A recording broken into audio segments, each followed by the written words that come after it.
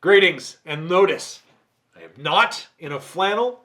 I don't have a hat on, which means it's warm for a change, which probably means I'm in a studio. And it might even sound a little different.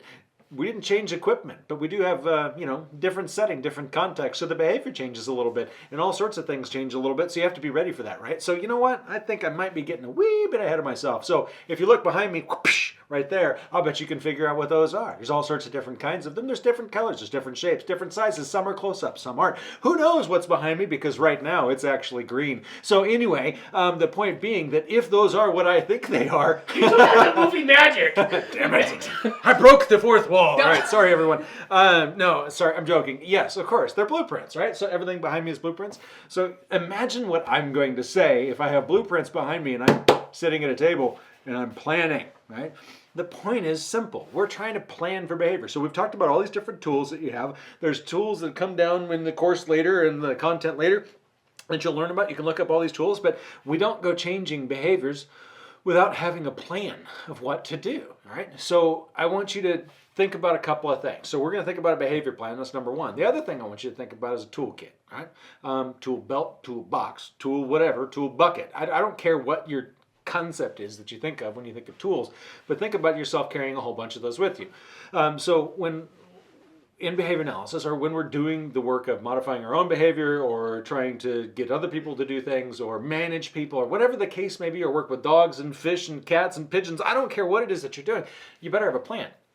All right, so we're going to deal with behavior plans, and we're going to deal with these toolkits. So let's look at the toolkit for a bit. So in our toolkit, we got all sorts of things: positive reinforcement, negative reinforcement, positive punishment, negative punishment, discrimination. We've got discriminative reinforcement. We got that didn't make sense. Discriminated, operants. We've got extinction. We have stimulus control. We've got all sorts of these things. Every toolkit that you can possibly imagine, or tool that you can imagine from behavior analysis, is in your toolkit, right?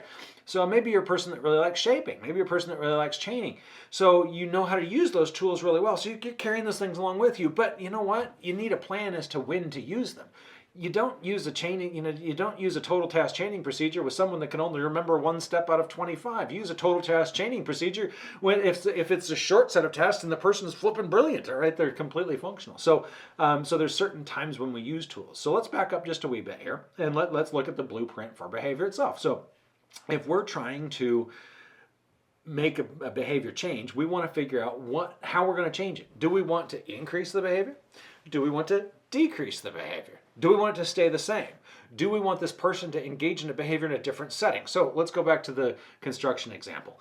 So if we're building a house, or if we're building a school or a hospital, or hell, if we're just building a deck, I don't care what it is, you should probably have a plan to begin with.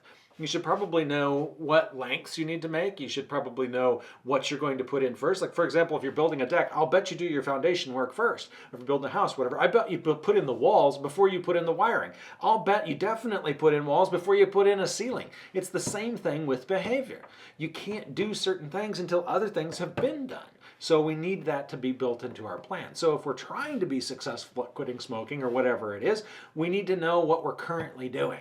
How much are we smoking in and in what environments? Then we can apply specific tools to tackle each one of those pieces in order to be successful. I like to think of behavior management plans or behavior plans as like the same type of thing that a construction manager does. They help guide the process along the way. And then the construction manager quickly takes off their hat, and then they go and actually help the crew, right? So they go and actually do the work. That's not always the case in real life, but in my example it is. So if you're the construction manager, then you're going to design your plan, and then you're going to go try to help or try to make the changes using the reinforcers, the extinction, the punishment, the discrimination, all those different things, generalization issues, and all that fun stuff that we can talk about. So, so the point here is that we have to have a solid plan. We have to have a blueprint for what we want to do. And in order to do that, we need to know how to use each one of our tools. And let's keep in mind that although we do have our favorite tools, I'm a big fan of the hammer, it's not necessarily something that you can use in every single environment. Sometimes you need a different kind of hammer. Maybe you need a roofing hammer. Maybe you need a ball peen hammer. Maybe you need, I don't know, I'm trying to think of sledgehammer. A sledgehammer. Maybe you need a jackhammer. Or maybe you need Thomas hammer because you're just tired. But my point is that you can't use the same tool for absolutely everything. You have to use different tools where they're appropriate. Sometimes it is okay to use a screwdriver. Sometimes you can generalize and use the screwdriver as a bit of a chisel when you're trying to knock something out of a 2x4 or something, or knock a notch out or something like that. You can use it. Now, if you're using fine woodwork, you're not going to use a screwdriver as a chisel. It's not going to happen. You're going to have a really, really sharp chisel, and you're going to do the fine work that you need to do. So I guess the big point is make sure you have the right tool for the job, okay? And make sure that you have a plan for how you're going to use your tools and how you're going to build your building, if you will. In other words, the behavior, right?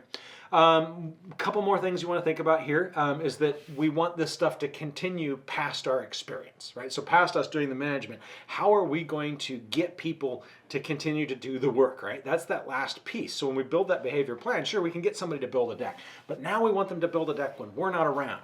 And we wanted to do it just like they would have done if we were there. So we want to make sure we plan for that. It's called generalization of maintenance. We'll talk about it at another time. But we want to make sure we build that into our plan about how are we going to make that happen. We want somebody to be completely self-sufficient. We want to take our behavior management plan and make it disappear. Why?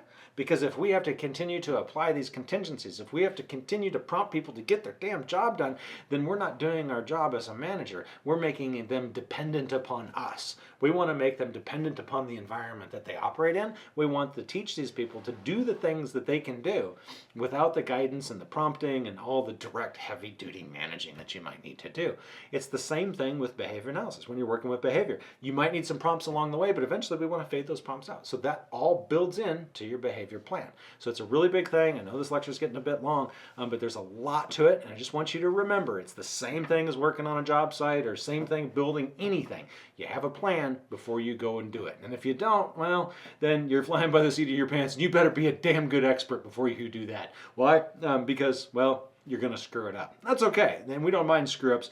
We just got to make sure we do our error correction procedures and fix things. So, blueprints, don't forget them. Blueprints for behavior, don't forget those.